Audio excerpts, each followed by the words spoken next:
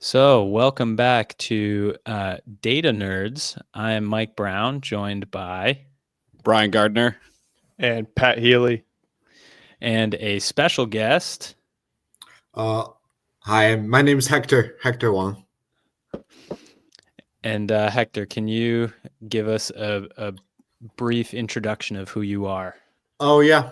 So I am located in a little bit south of Boston in a town called Quincy. I work primarily in outpatient um, as a physical therapist. Should have mentioned that first. And outpatient, I see all sorts of populations. I see, from young athletes, middle school, high school athletes, to your older folks. We have a senior center down the street, so people who some of the grandmas, grandpas, we see a good amount. Um, my interest right now in what we're trying to build our clinic into is precisely those two populations. Very, I'm not gonna say very young athletes. We're trying to grow into high school athletes, college athletes, as well as into senior folks. Because we all in my clinic, we really do feel like um, those are the areas we can have the biggest impact on. Was especially the approach we take a little bit more physics based, a little bit more just about like true function based approach. Awesome. Yeah, sounds great. And I know I asked you to come on because of all the new physics stuff you've been putting on your Instagram, and just wanted to learn more about like some of the stuff that you use. So I'm excited to hear about this case that you have. So, I mean, floor is yours now. You can just go through everything. All right, awesome. Yeah. So I just want to go through this case because Mike, we were talking about the idea of impulse before, and to really understand what impulse is and what it does in uh, for us in physical therapy. So I just before I talk about a case, I just want to really quick show everyone this force time curve, because I feel like to look at the force time curve, that's kind of what dictates my decision making process as I work through this case. Um, so essentially, a force time curve on a y-axis, you have the magnitude of force. On a x-axis, that's just a time axis. So it really capture in a continuum, in time continuum, how the force is being applied, and that could be a good amount of anything. So I'll kind of leave it here for now, and go into the case and probably come back to this. I'm not sure how my flow is gonna work yet, but okay, okay. All right, so let's go into the case. So I essentially have a 15-year-old volleyball player. She is a post-op ACL reconstruction with patella tendon graft, and currently we're 7 months post-op. So it's a pretty standard case. I just kind of want to use this case to get my thought process, decision-making process out there, and talk about the tasks we do, and essentially work through this case. So often when I'm looking at this stage of ACL rehab, I'm often really thinking about this question: is that from peak force and rate force development standpoint, have we fully restored the knee extension capacity, which is we know often the biggest problem we deal with after ACL or surgery. And then the next question, because I care a lot about working in a busy outpatient clinic with limited budget, is also I want to know, what if I don't have a lot of fancy technology, right? What if I don't have a humac norm? I don't have a force plate. How do I still capture those data in a limited amount of budget that I have? All right. So let's get on to the first task for the athlete. Before I go into the test, any thoughts so far? No, I'm curious what your setup is for this test, because I know setup is like a super important piece of the of isometric testing here. Yeah, I wish I can probably pull it up somewhere. Even just like if it's hard to show a picture of it, just like describing like how you set it up. Yeah, so I do a 60-degree setup, add a leg extension chair. Actually, I can totally pull it up. Oh, technology. Nice. You guys see what I'm saying? Oh yeah. Yes. Let's Yep. go. We could see that. Anyway, I have this draw up there for some other reasons, but essentially that's my setup. Is we have a belt through the legs, and we're tested 60-degree, and I have a line and pull here. I draw this for some teaching purposes, so I had the moment arm marked and the line and pull marked. That's what we do. As far as this testing goes, all right, and we go back to here. Yeah, so month 7, really, my first question at that point is really leg extension. Peak force. Where are we? Uh, in this case, well, I have different standard for different athletes. Considering she's a volleyball athlete, I have a little bit lower standard. She didn't tear her ACL doing volleyball, so I have a lower standard returning to play. 90% for me is good enough. Versus if she's gonna play lacrosse or basketball, I probably want this number to be a little higher if she's cutting a little bit more. But for 7 months, she's rocking at 3.45 Newton meter on the surgical and 3.5 on the non-surgical. And that is, to me, is pretty good. So that's kind of my interpretation of the test, is that if I give this person enough time, those quads can produce high enough peak force, or high enough, right? And to kind of link this back to the force time curve, essentially, this is where my thought process goes, is that we know, impulse is the change of speed essentially in sport. And for an athlete to change their speed, no matter we're talking about, just stabilizing from a jump or, change their direction, is all involved. They have to change the speed from one direction to another direction, and applying impulse is how we do it as humans. Um, and to produce impulse, there's really 3 strategy. You either have to have greater peak force or greater force uh, for longer time, or you need to have greater rate of force development, or you just have to, like I said, apply force at longer duration. Um, I should probably explain this better. I'm not super sure where we are with impulse. I think you gave like a good framework for it, for like a visual, maybe for people thinking about like a snap down, or even something as like a drop jump, where like the one on the right could be like where you have that very soft landing and that kind of like squishy landing, and then Yes, like yes. the higher impulses, oh, I want you to drop and then rebound off the ground as fast as possible. So you're just like how you said, narrowing that time constraint to then increase the impulse, because the force over that impulse is going to equal out. It's just about the duration of it, which is then going to spike how much actual force they are producing based for the task. And so yeah, I think it was Chris Juno, when I went to their course, he was saying, like the squishiness is like what you're probably seeing on the right, but then what you need in actual sport is what you see on the left. Yeah, exactly. Like, I think about impulse as total force. You can apply in a set period of time, and that total force dictates where you move in space. Whether we're talking about landing, that's dropping from a height at 9.7 meter per second, and now you need to stabilize that force. You can do that really quickly, or you can do that for a long period of time, and just how much force you want your body to go through.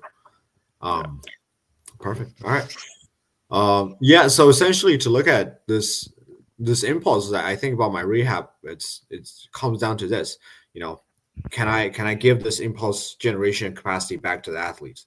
Um, and the way I do that essentially, I think about it as a layer process. I'm always trying to do the most sensitive thing and then try to slowly move my step upwards. So essentially, I'm looking at this as that, a couple strategy to generate more impulse. To me, greater peak force, greater rate of force, those are the desired adaptation we actually want. Longer duration is somewhat of a compensation and kind of a variable that you can dial. Could it be a strategy? Could be coordination, but I often think about the last one as more of a compensation than anything else. Then and really hard to measure those things directly. So the way I think about it is that, okay, I'm going to start with peak force. I'm going to start with just say, okay, if I give you plenty of time, can you produce great enough peak force? If you can, that doesn't mean our job is done, right? We still don't know any of the other things. We still don't know your impulse generation ability. We don't know how you're going to cut, how you're going to jump, how you're going to land. But at least I know, we don't have to worry about peak force. Versus if you show up this to be like a 70% or a really low number, then I don't have to think about all the other stuff. Rate of force. We're just going to keep work on the peak force. So that's kind of like my first layer when it comes to testing.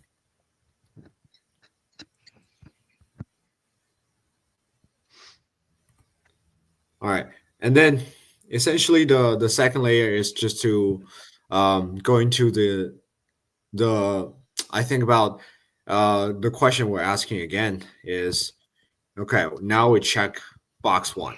The problem is box two is really hard to check. Rate of force, we don't really know. It's really really hard to measure.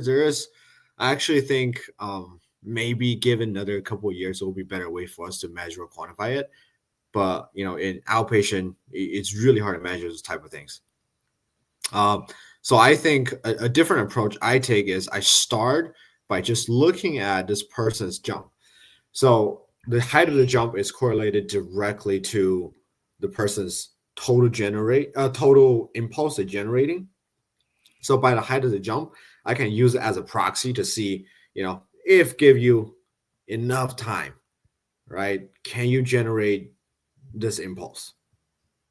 And from there, I have the same approach where I go, well, what's good enough? I think 90% will be a good enough thing. And then 84% for me is a little bit lower. So, okay, even if you pass this, I have no idea how your rate of force and other things are actually going to be. But now, since you didn't pass this, we got work to do here. So let's take the next months and just work on this counter movement jump. And then, we retested 8 months. She passed the symmetry test. I was like, oh, okay, good. Now, at least at this point, I feel a little bit more comfortable about saying, okay, the peak force is kind of at this level. The impulse is kind of at this level. They're both above 90%. If I know the impulse generation ability is somewhere symmetrical, and I know the peak force is somewhere symmetrical, I can kind of make assumption that the rate of force development is also somewhat kind of similar. Oh no, I'm sorry. That was wrong. Oh, there we go. Yeah. So the way I think about this is that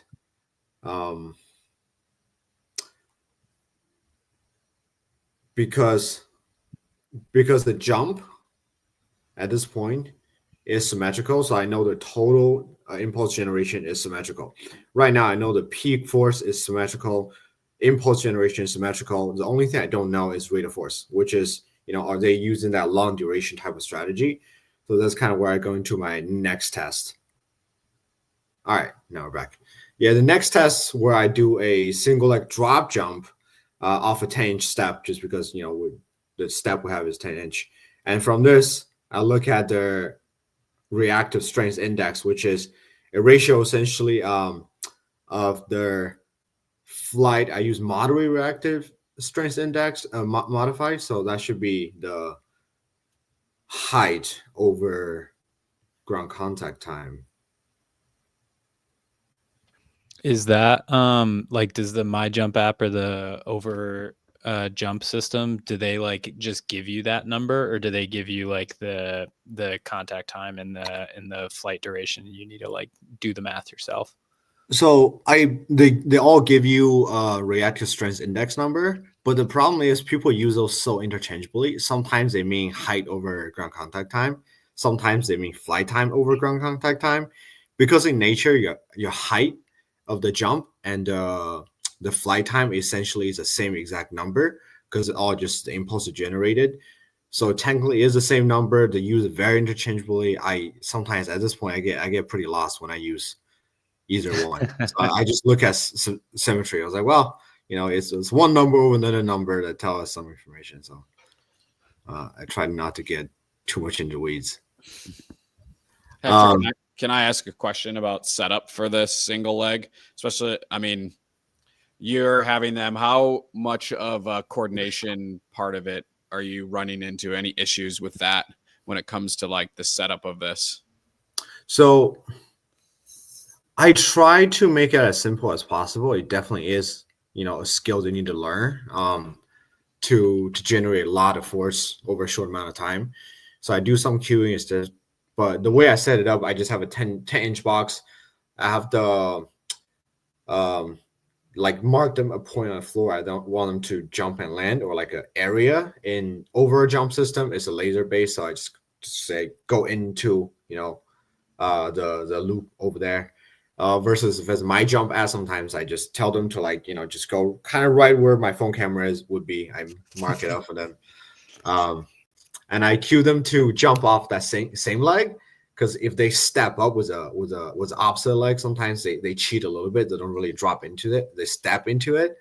And I try not to worry anything about what happened after they land. So like if they land and lose balance, well, they still landed, not the end of the world for me.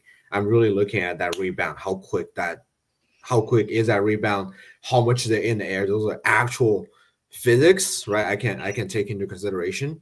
I know those are solid. You can't really fake those numbers versus, sometimes I look at coordination skill a little bit weird. Gotcha. Does that, Yeah. And then I guess my follow-up question is, you kind of used My Jump first and then the over jump system now? Yeah. I started using My Jump. When I'm outside, I don't have my thing, don't have my overall jump system. I still whip out My Jump app, but using that is just so much easier because Gotcha. My Jump app, it takes about like a minute to analyze a jump. If you use it, it's just much quicker to have anything that spill out. And OVR is pretty cheap. I don't have any affiliation with them or anything, but it's yet. like Not yet. not yet. Yeah, the second cheapest option would be a Just Jump or Jump Mat, and those are thousands of dollars. Not to mention a force plate. Cool. Yeah. I have a question too on the for the previous, like before you went down to you went to the box jumps. What are your and I know I said this in like an email exchange that we had. Like, what are your thoughts on the decrease in height on the non-surgical side after a month? Do you think that's just like a noise thing? Yeah. So the thing about like measuring jump is that number one is like when you measure, I guess when you measure just the flight time and the floor time, is technically flight time is technically a proxy of the impulse because they can kind of fake the flight time if they wanted to. They can land with their knee super flexed in a squat position. Sometimes fake some flight time out. So it's technically a proxy, and when you measure things was kind of a proxy. I just can't take any single number too seriously. So sometimes when I look at those numbers, I'm always following a trend over a set or a day or a week. because like, if I make them do 20 jumps, someone on the surgical side is going to be 10.5 to 12.5, and someone in non-surgical is going to be 12.5 to 15. You kind of see that trend with your eyes if you mark down all those numbers, but when you actually need to put it on a paper, you're like, well, how do I pick this? They did 4 jumps, a really low number. So when I choose those number, to be honest, I don't take too much consideration into it. I found those number of the documentation I had probably just because of what I got that day. But I typically when I make decisions, I think about more of the performance over a long period of time. Just also because how noisy those type of data inherently are. And you ask someone to jump, they're going to jump at different height every time they go. Yeah, but but that's kind of I guess circle back. That's kind of why when I look at those type of when I look at this, from 14-inch drop to 13 and a half, I'm like, well, did they really drop, or did I just not measure it, or maybe I just didn't document it out? The symmetry is there. That's kind of what I'm aiming for, based on, especially if I have difference in my setup, which often there could be. Our floor is not very even, so yeah, I try not to get too dig into it. Cool. Yeah. So then my interpretation at this point, to look at a jump is okay. I give you enough time, you can produce great enough impulse. So now essentially we kind of corner this problem up. In the beginning, we don't have much information. Now we know the peak force is, good enough, and impulse is good enough. So the next thing we know, it has to be rate of force. If at this point they still show any sort of performance deficits, it probably is rate of force.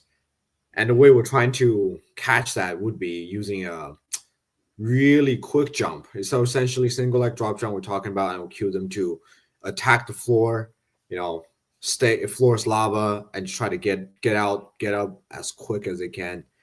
And from there, we kind of use this as think about it as at this point as a proxy for rate of force development. If I just measured this in the beginning, I might not have that much information, just because I don't know if they show a difference. What exactly is that from? Are they not strong enough?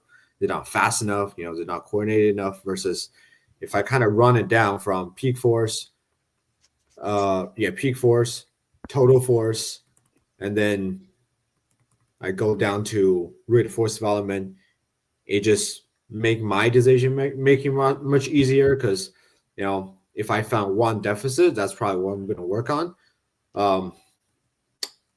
At any point in the sometimes a patient could be, I think I'll have another patient could be like 7 months out, and we're still not meeting this, even technically they're doing plyo, they're doing jumps, but I don't really care about how high they jump, because I know even if they can somehow match match the LSI here on the jump, and they couldn't match the peak force, they're probably compensating somewhere.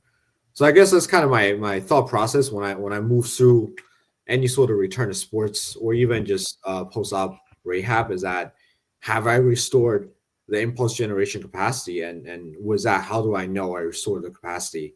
Was peak force, was rate of force development, and just make sure they're not using those long duration type of strategy.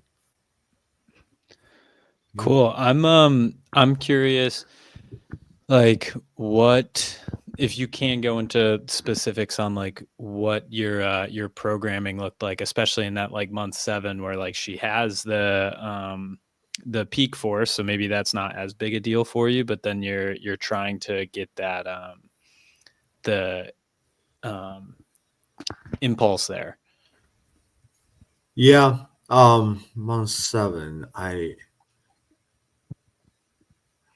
don't have it on this laptop on the program, but off the top of my head, I'll tell you, if I just encounter the same situation, I'll probably still number one thing is I want to make sure I'm working on the jumps because we're talking about from month 7. Oh, sorry, just get lost on those slides. There we go. Yeah. Um, yeah, month 7 and month 8. When I look at if I want to get from month 7 to month 8, I need a lot of jumps because essentially it's a jump, is impulse generation. I'm doing a lot of jumps, and I'll probably at this point, I'll program always start with some sort of um, reactive drill. Like at this point, either be spike ball, which we play a lot, or some sort of reactive jump, change direction type of game, and move into some quicker plyos because I still want I think about quicker plyo, even though I don't necessarily worry about rate of force development. I'm still training it. I'm still wanting to get some adaptation in the back end, and from a logical standpoint, I do that when it's the freshest. Then move into some just counter movement jump, some drop jump, a lot of just different types of jump. Consider she's a volleyball athlete. Vertical jump is what we mainly had to work on. And then as far as strength goes, at this point, I probably just keeping a back end. 90% is pretty good, but I wanted to be 100%. Obviously, I'm reaching towards that goal. So she's getting, I think at this 7 months, I believe is 8 rep, 7 to 8 rep at M rep every time for about 3 sets, I think. 2 to 3 sets. Really depends on the time. Sometimes we're short. Feel the burn, baby. Ooh. Yeah. But always, like I sometimes feel bad because I finished with M rep. But then I'm like, well, you're going home for the weekend. Might as well. Yeah. Stimulus has been checked. Yes. Yes. I kind of checked it out, but just a lot of jump. I don't like my program is pretty boring. It just like, vertical jump, broad jump, maybe do a lateral jump, then do some plyo, you do some bound, hop, different direction, and you go lift some weights. It's kind of Dude, really, I love boring programming though. Like that's how you know you're like hitting all the things. Like you don't need to do these fancy exercises. yeah.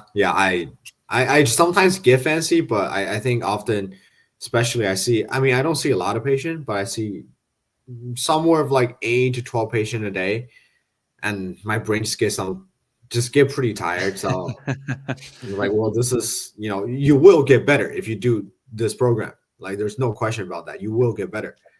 And if I focus on the niche details thing, sometimes I lose track of what's really important, which is, still all those things. Because I feel like, especially with measurement, sometimes you get a false positive and you're like, well, I think I'm all good. Maybe now's the time I get into some cognitive drill or a little bit more, game, we'll play some basketball and other things. But, then recently I heard Megan Graham, she was from PT Inquest. She was talking about in a webinar in a lab she tested, in the past year, she tested like, hundreds of ACL reconstruction cases. Nobody really had a rate of force over 80% at a year mark. So I really just think about, well, the basic is not really done here. Maybe, I'll spend my time doing the basic. Yeah, by the time they got that fixed, well, maybe that's the time I start worrying about the next thing. But yeah, I just think there's so much left on the table with those basic things, and it's just hard to measure it if you don't understand what exactly you're looking for in a jump, because there's so many protocol out there, so many different criteria you can just go into and just be like, well, there's 4 tests. You do an anterior step down test, you do a triple hop, you do a vertical hop, do a leg extension, and they pass through all the 4. They don't really understand what that means. So sometimes I just feel like the easy, simple things works better, as long as I know what I'm looking for from the physics standpoint. Yeah, I guess going off of that, like what you're looking for, since you're I've never used the My Jump app, so I don't know if you get these metrics out of it, but I know from the jump system, you're only getting those quantitative outputs. Mhm. And since you don't get many of like the qualitative markers, such as like counter movement depth, and et cetera, what's kind of your qualitative framework to assure that this person isn't just, you know, faking the numbers for what is actually true impulse capabilities for that knee extension? Yeah. There's always like qualitative things you pay attention to, and sometimes it's hard to catch. For example, this athlete technically passed a 505 test in my clinic with a timing gate. Um, when her quads is not even 90% yet. So like she's compensating somewhat. Mm-hmm. And you look at side to side, it's like it's pretty similar, and the timing is pretty good. She run it over like a little bit over 2.5 second. Of 3.5. I forgot what's the number. It was a pretty quick number. But it's like, well, it's probably because my test is not sensitive enough. And truthfully, sometimes I really couldn't. So my strategy has been, if I could, easy things I could tell. Like if they're tugging quite a lot, that's one way on any sort of non-direct jump measuring system. So anything that's not measured impulse itself, if they tug the leg, they essentially delay their landing time by like a couple millisecond, and that can show up any jump mat or my jump app or the jump system. Um, so like you always keep some of those in the back of my head, but truthfully, a lot of times it's really really hard to tell. Like it's really hard to tell. Like the more complicated you make the test be, and the more I'm just like second guessing myself. Um, yeah, but I guess Pat, I don't really have a good answer for that. Sometimes I'm just like, well, I don't know. So I hold them a little bit longer. I was like, I'd rather be overcautious because I really don't Gotcha. know. I'm probably even with the test I do, which I know is probably a lot more than what average clinic would do. Mm-hmm. I think I'm still like really overestimating. There's probably still a good amount of conversation of not catching. Yeah, I just know from in our clinic we are grateful enough to have like force decks, but even like when we step away from force decks, looking at just like trunk angle, or like if someone's even like comfortable getting to like that positive shin angle, where like they might have that full capability of knee extension, and then you take them through some very controlled environment DXL work to work on that positive shin angle, and it's just like they are just not wanting to do it. They're just folding at the hips so much. And yeah, I just asked because I was curious, with not everyone having these things to test uh, other qualitative metrics, like I think athletes are really great at compensating, like you said, but I do think the large ones to look at are like possible like trunk angle or shin angle, which I feel like for people who are pretty dialed into jump testing might be like a no-brainer, but I think for a lot of like new grads, they might just only look at the number, and having a little bit of qualitative is huge. Yeah, no, I 100% agree.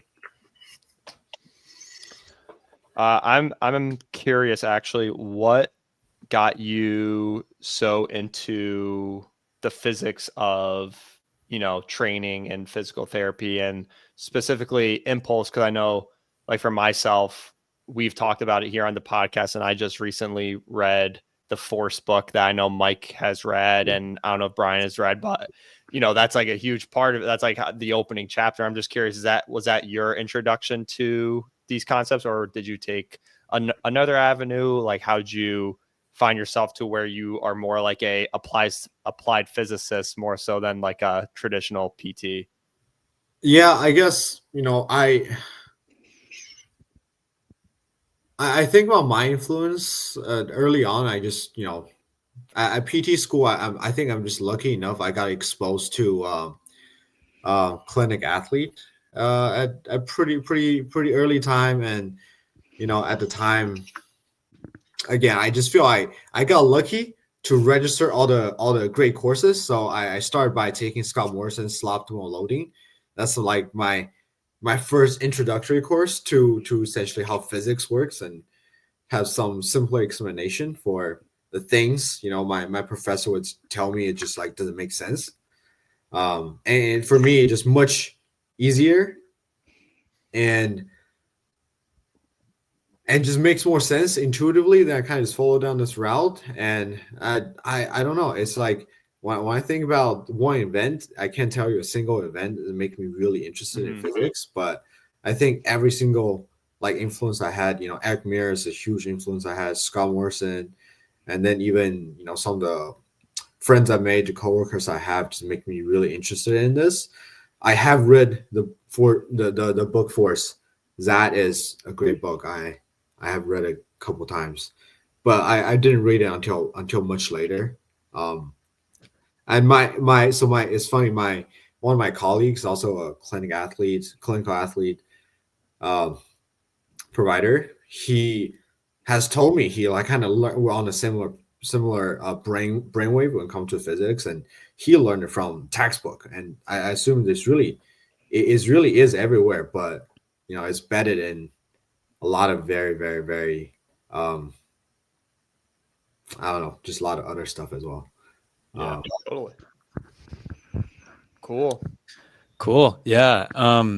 Anything else you wanted to say about this case, or to tell all like 20 listeners? Whoa, you mean 20,000, Mike? Come on now. Pat listens to the podcast 900 times in 1 week. Refining my skill. Yeah, not really. Halfway through the presenting, I kind of got lost in the presentation, but I'm glad I found my way back. Yeah, no, not really. I just love physics. I love talking about physics, and and I don't want to sound like it's like a really smart thing to say physics, because the physics we're dealing with is such easy physics, right? If we talk to it's probably the simplest physics there is. We're just trying to apply it on human body. So I don't know. I just love talking about it. It's just great. And thanks you guys for having me on talking about it. Yeah, man. Yeah. No, thanks Cool. for coming on. That was Yeah. great. Thank you for appreciate coming on. Thank you. Yeah. All right. We'll just end here.